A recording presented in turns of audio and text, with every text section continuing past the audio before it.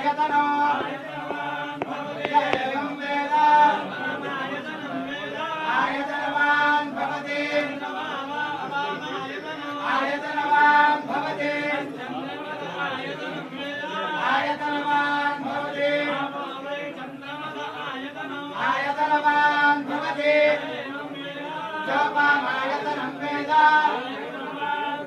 नक्षत्राणि वा अपामायतनो जो नक्षत्राणामायतनं वेद आपो वै नक्षत्राणामायतनो एवं वेद आयतनवान् भवति आयतनवान् भवति आयतनवान् भवति आयतनवान् भवति आयतनं वेद संवत्सरो वा अपामायतनो यत्संवत्सरस्यायतनं वेद आपो वै संवत्सरस्यायतनो एवं वेद प्रत्येव तिष्ठति किं परायणो वयं वै श्रवणाय कुर्महे महेश्वरो वै श्रवणो ददातु महाराजाय नमः ॐ तद्वायुः ॐ तत्सत्यो ॐ तत्पुरो नमः ॐ यज्ञस्त्वं वषट्कारस्त्वं इन्द्रस्त्वं रुद्रस्त्वं विष्णुस्त्वं ब्रह्मस्त्वं प्रजापतिः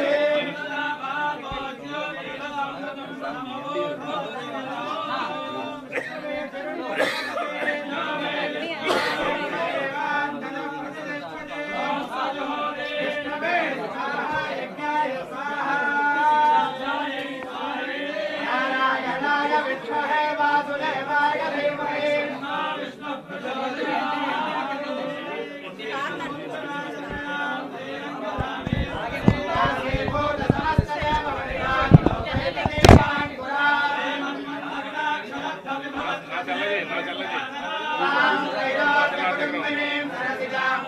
मुकुंद प्रिया Sreelakshmi Varalakshmi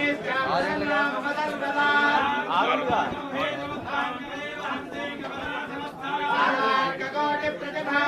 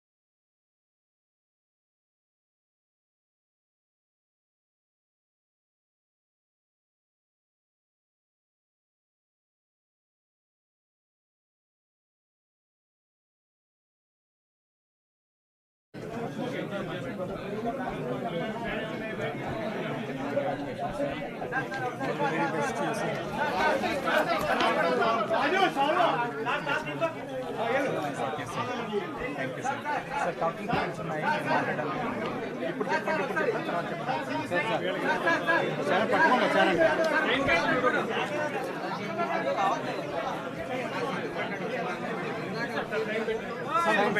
silent పట్టుకోమని Penna action replay అనే అలా చూడండి పైకి చూడండి అన్నీ అలాగా అదేంగా అంతే అంతే అది అంతే సరిగ్గా కరెక్ట్గా చూడండి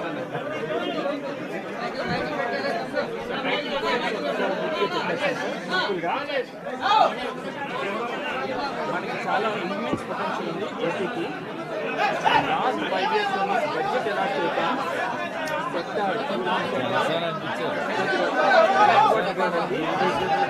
అది యాక్చువల్గా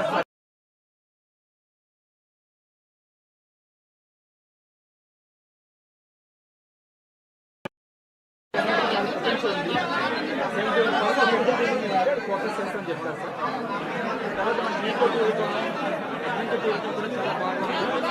అవి కూడా ప్రమోట్ చేస్తామని చెప్తారు సార్ తర్వాత టూరిజం పాలసీ ఏదైతే ఉందో దానివల్ల కూడా ఇండస్ట్రీ ఫ్రెండ్లీ చేస్తామని చెప్తారు సార్ తర్వాత లో హ్యాంగింగ్ ఫ్రూట్ ఇమీడియట్గా 100 డేస్లో road facing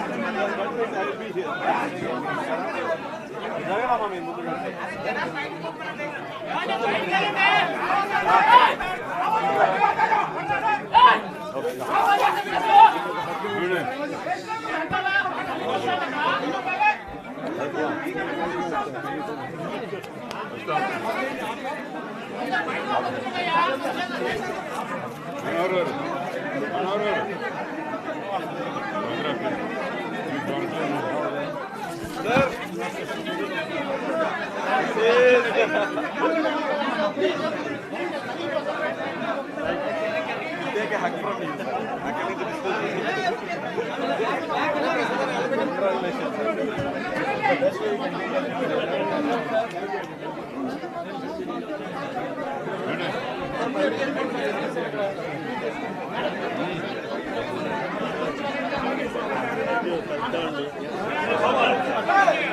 Congratulations.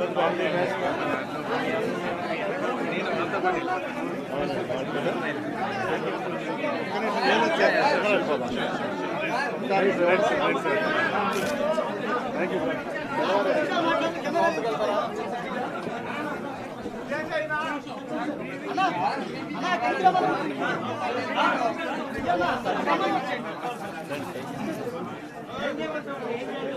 Thank you.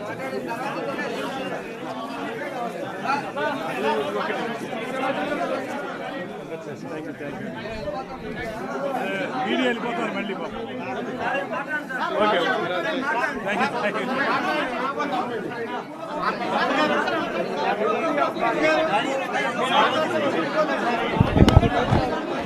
Briefing చేసేస్తాను.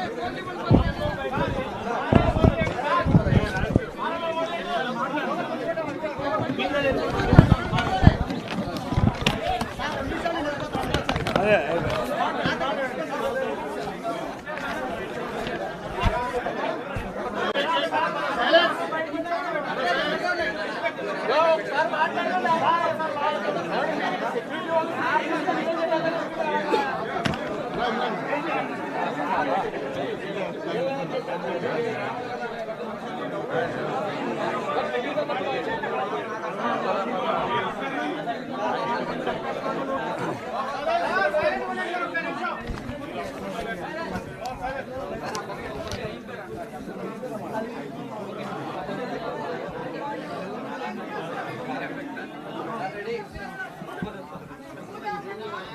ఆంధ్రప్రదేశ్ రాష్ట్రం ఒక అద్భుతమైనటువంటి పర్యాటక పరమైనటువంటి వనరులు ఉన్నటువంటి రాష్ట్రం.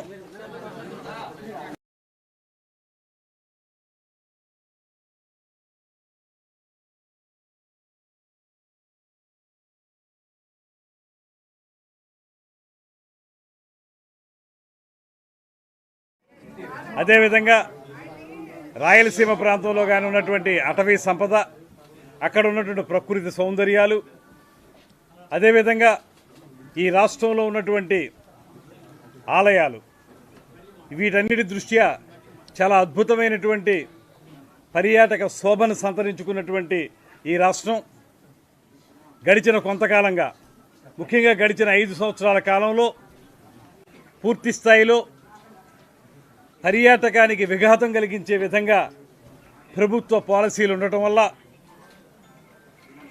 మనకి వచ్చేటువంటి పర్యాటకులు, ముఖ్యంగా విదేశీ పర్యాటకుల యొక్క శాతం 63% తగ్గిపోయినటువంటి సందర్భాన్ని మనం చూసాం. అదేవిధంగా ఎక్కడైనా సరే పర్యాటక అభివృద్ధి జరగాల్సిన ప్రాంతాల్లో ₹1 బడ్జెట్ ఇవ్వకపోవటం వల్ల వాటిని అభివృద్ధి చేసుకునేటువంటి పరిస్థితి లేనటువంటి విధానాలను కూడా మనం చూసాం. ఇవాళ ముఖ్యంగా పర్యాటకం పట్ల కానీ కళల పట్ల కానీ ప్రత్యేకమైన శ్రద్ధ ఉన్నటువంటి ముఖ్యమంత్రి శ్రీ చంద్రబాబు నాయుడు గారి నేతృత్వంలో, అదేవిధంగా వీటి పట్ల పర్యావరణ హితమైనటువంటి పర్యాటకాన్ని అభివృద్ధి చేయాలనేటువంటి ఆలోచన ఉన్నటువంటి మా అధ్యక్షులు పవన్ కళ్యాణ్ గారు, డిప్యూటీ చీఫ్ మినిస్టర్ గారి యొక్క ఆధ్వర్యంలో రాబోయే 5 సంవత్సరాల కాలంలో ఒక అద్భుతమైనటువంటి పర్యాటక కేంద్రంగా ఆంధ్రప్రదేశ్ రాష్ట్రాన్ని ముందుకు తీసుకెళ్ళడానికి మా శాఖ ద్వారా మా అధికారులు మేము కలిసి తప్పనిసరిగా ప్రత్యేకమైనటువంటి శ్రద్ధ కనపరుస్తామనేటువంటి మాటని ఈ సందర్భంగా తెలియజేస్తా ఉన్నాను. ఇవాళ టూరిజం అంటే రకరకాలుగా టూరిజం విస్తృత స్థాయికి వెళ్ళింది. అది పర్యావరణ హితమైనటువంటి ఎకో టూరిజం కానివ్వండి, ఆధ్యాత్మిక శోభను సంతరించుకునేటువంటి ఆలయ టూరిజం కానివ్వండి, టెంపుల్ టూరిజం అంటాం అది కానివ్వండి, అదేవిధంగా అడ్వెంచర్ టూరిజం, ట్రెక్కింగ్ లాంటివి, రోప్ వేల్లో చేసేటువంటివి, ఇవన్నీ కూడా అడ్వెంచర్ టూరిజం కానివ్వండి. అదేవిధంగా వాటర్ ఫ్లీట్, ముఖ్యంగా బోట్లు ఏవైతే ఉన్నాయో స్పీడ్ బోట్లు కానీ ఇతరతర బోట్ల ద్వారా పర్యాటక శోభను పెంపొందించుకునేటువంటి కార్యక్రమాలు కానీ, ఇవన్నీ చేయడానికి చాలా పొటెన్షియాలిటీ ఉన్నటువంటి ఈ రాష్ట్రంలో దీని మీద ప్రత్యేకంగా దృష్టి పెట్టాల్సినటువంటి అవసరం ఉంది. మనం చూస్తున్నాం, పర్యాటక కేంద్రాలుగా విరాజిల్లాల్సినటువంటి ప్రాంతాలని సొంత ప్రయోజనాల కోసం కోట్లాది రూపాయలు ఖర్చు పెట్టి పర్యాటకానికి ఖర్చు పెట్టవలసినటువంటి నిధుల్ని ఇతరత్రా ఖర్చు పెట్టుకుని వారు ఏదో రకంగా ఎంజాయ్ చేయాలని చేసినటువంటి ప్రయత్నాన్ని కూడా మనం చూసాం. అదృష్టవశాత్తు ఈ రాష్ట్ర ప్రజానీకం వాటి పట్ల సరైనటువంటి గుణపాఠం చెప్పే విధంగా ఎన్నికల్లో తీర్పిచ్చింది కనుక మనం ఆ ప్రమాదం నుంచి కొంత బయటపడగలిగాం. కానీ లేకపోతే ఈ రాష్ట్రాన్ని చిన్నాభిన్నం చేయడానికి గత పాలకులు చేసిన ప్రయత్నాలు మనందరికీ తెలుసు. ఇవాళ మేము ఖచ్చితంగా చెప్తున్నాం, ఏ రకాలైనటువంటి ఆలోచనలు కానీ, ఏ రకమైనటువంటి అవకాశాలు కానీ పర్యాటకం విషయంలో కానివ్వండి, సాంస్కృతిక విధానాల్లో కానివ్వండి ఉన్నాయో వాటిని ఎక్స్ప్లోర్ చేసి వాటిని సరైన రీతిలో ముందుకు తీసుకెళ్ళి అదేవిధంగా ప్రజలందరికీ ఉపయోగపడే విధంగా అదే పక్కన ఆదాయాన్ని సమకూర్చుకునే విధంగా మేము తప్పనిసరిగా కృషి చేస్తామనేటువంటి మాటని ఈ సందర్భంగా తెలియజేస్తున్నాం. అదేవిధంగా సినిమాటోగ్రఫీ, ప్రకృతి అందాలతో ఉన్నటువంటి ఆంధ్రప్రదేశ్ రాష్ట్రం ఇవాళే కాదు చాలా కాలంగా సినిమా వారికి చాలా అద్భుతమైన లొకేషన్స్ అందించినటువంటి రాష్ట్రం. ఇక్కడ మనం చూస్తే గోదావరి అందాలు, సముద్ర తీర ప్రాంతాలు, కోనసీమ అందాలు, అదేవిధంగా కృష్ణా పరివాహక ప్రాంతం, పెన్నా పరివాహక ప్రాంతం, ఇలా చూసుకుంటే ఒక పక్కన సముద్రం, మరో పక్కన నదులతోటి జీవకళ ఉట్టిపడేటువంటి ఈ రాష్ట్రం ఖచ్చితంగా ప్రపంచంలోనే అద్భుతమైనటువంటి లొకేషన్లో ఉన్నటువంటి రాష్ట్రంగా ఉంది. పాలకులు మంచివాళ్ళైతే చిత్తశుద్ధి ఉంటే కేరళని మించి మనం కోనసీమని అద్భుతంగా తీర్చిదిద్దనేటువంటి మాట మనకు కనబడతా ఉంది. అటువంటి నేపథ్యంలో సినిమా షూటింగ్లకి అనువుగా ఉండేటువంటి ఈ ప్రాంతాన్ని సినిమాలకి షూటింగ్లు ఇవ్వడం మాత్రమే కాకుండా ఇక్కడ కూడా ఇన్ఫ్రాస్ట్రక్చర్ డెవలప్ చేయాల్సిన అవసరం ఉంది. దాని ద్వారా చాలామందికి ఉపాధి కల్పించగలుగుతాం, ఆదాయాన్ని పెంపొందించుకోగలుగుతాం. కనుక తెలంగాణలో లాగే ఇక్కడ కూడా స్టూడియోలు నిర్మించాల్సిందిగా, ఇతర ఇన్ఫ్రాస్ట్రక్చర్ సినిమాకు సంబంధించి ఏర్పరచుకోవాల్సిందిగా నిర్మాతలను కూడా మేము ఆహ్వానం పలుకుతూ ఉన్నాం.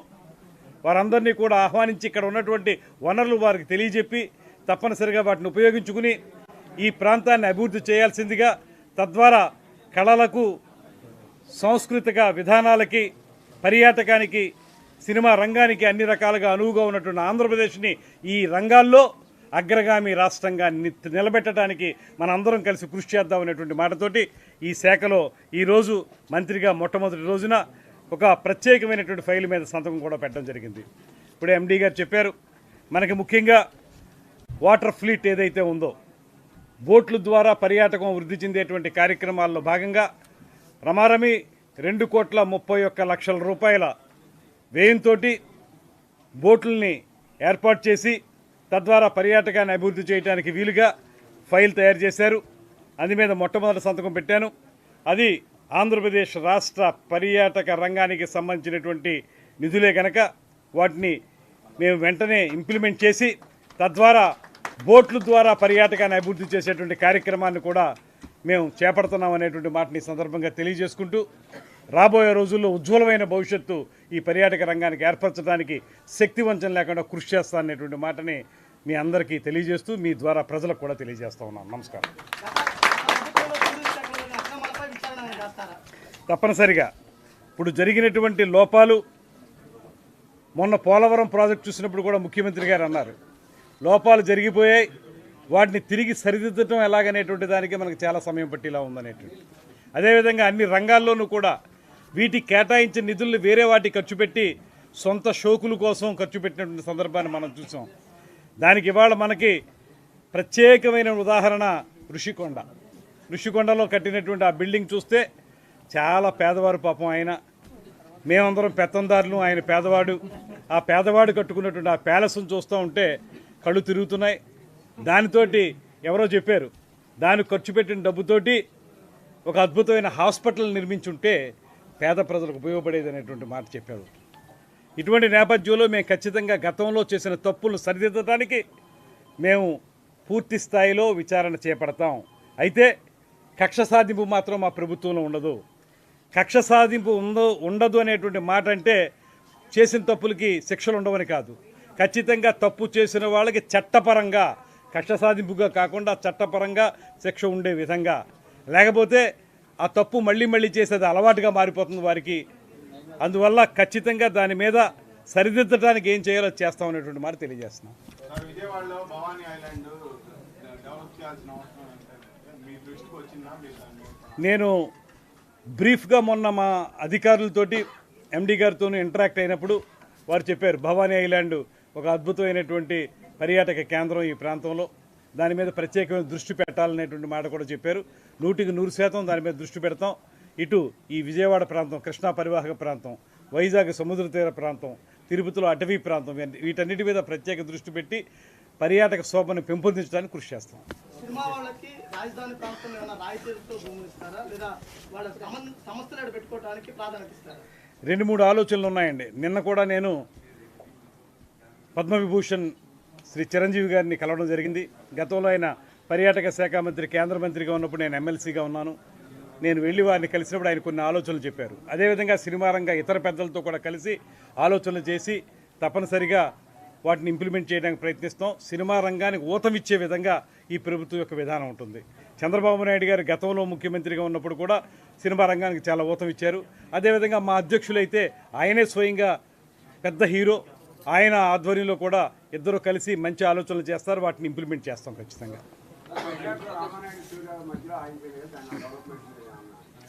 ఆ లాజిస్టిక్స్ ఎలా ఉన్నాయి, లేకపోతే దాని వైబిలిటీ ఎలా ఉందనేటువంటిది కూడా చూడాల్సిన అవసరం ఉంటుందండి. ప్రభుత్వ పరంగా ఇచ్చేటువంటి సహకారం అయితే పూర్తిగా ఇస్తాం. కాకపోతే అది ఎంత మేరకు వాళ్ళు ముందుకు వెళ్తారనేటువంటిది ఆయా పెట్టుబడిదారులను బట్టి ఉంటుంది. రామానాయుడు స్టూడియో ఆ విషయంలోనే వాళ్ళు ఏం చేస్తారో, ఎలా ముందుకు వస్తారో చూస్తాం. సినిమా వాళ్ళ షూటింగ్లకి ఇక్కడ పర్మిషన్కి ఇబ్బందులు అవుతున్నాయని అంటున్నారు. అంటే అప్లై చేస్తే రోజుల తరబడి పర్మిషన్ ఇవ్వట్లేదు. మీరు సింగిల్ డే అయినా లేదా తక్కువ టైంలో పర్మిషన్స్ ఇవ్వగలుగుతారు? గతంలో ఎప్పుడూ కూడా సినిమా షూటింగ్లకి పర్మిషన్లు వెంటనే ఇచ్చేటువంటి విధానమే ఉంది. అయితే ఇప్పుడు 5 సంవత్సరాల కాలంలో అది కూడా పడకేసినట్టుంది. అయితే మేము మాత్రం పూర్తి స్థాయిలో సహకారం అందిస్తాం. సహకారం అందించడం మాత్రమే కాకుండా ఇంకా బాగా వాళ్ళకి ఫెసిలిటీస్ ఇచ్చే విధానాన్ని కూడా మేము చేపడతాం. థ్యాంక్ యూ అండి.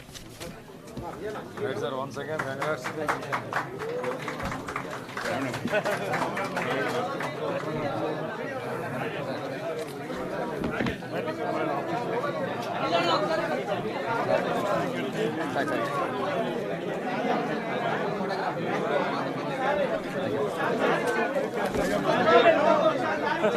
you.